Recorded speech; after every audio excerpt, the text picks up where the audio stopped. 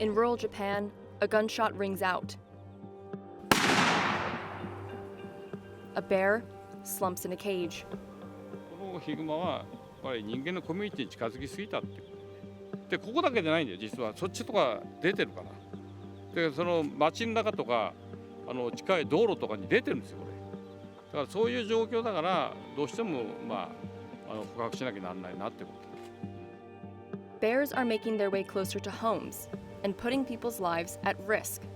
Keeping the townspeople safe often falls on the shoulders of a dwindling band of aging hunters, like 75-year-old Haruo Ikegami.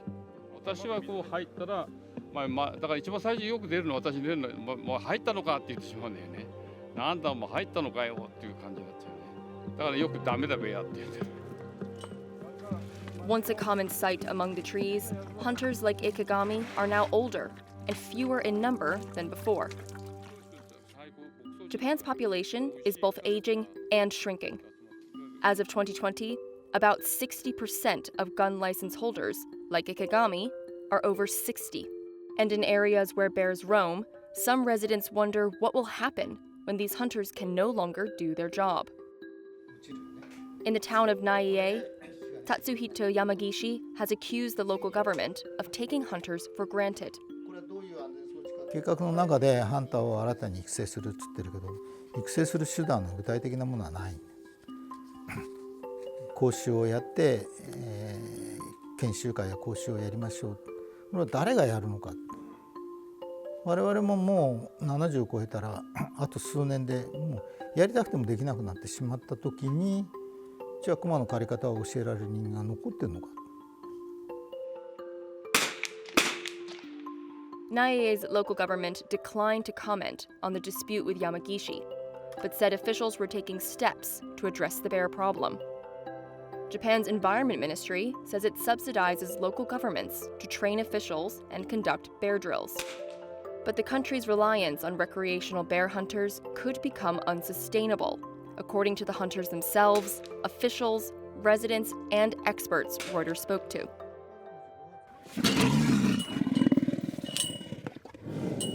Both black and brown bears' habitats have been expanding, in part because of depopulation in rural areas, experts say.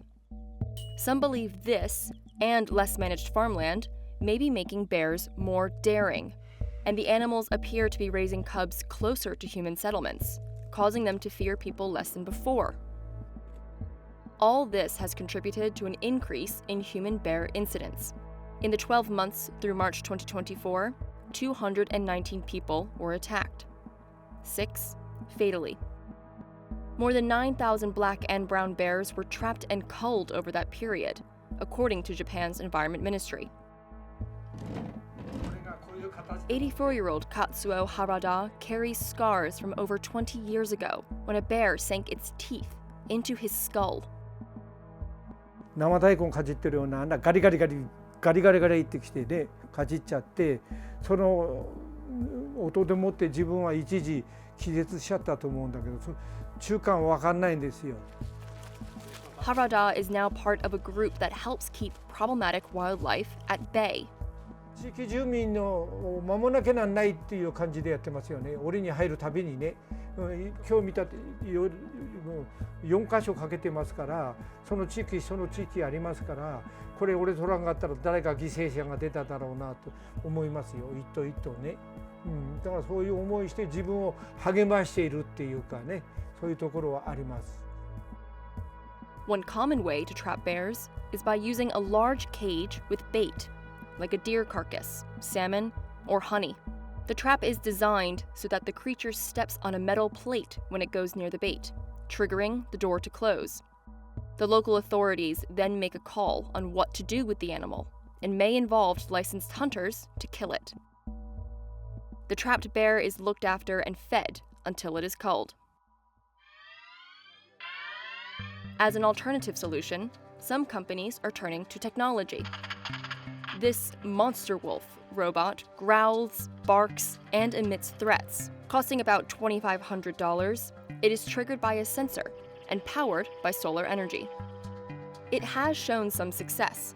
But Yamagishi explains that it takes years for humans to learn how to trap bears, and insists their expertise will remain indispensable.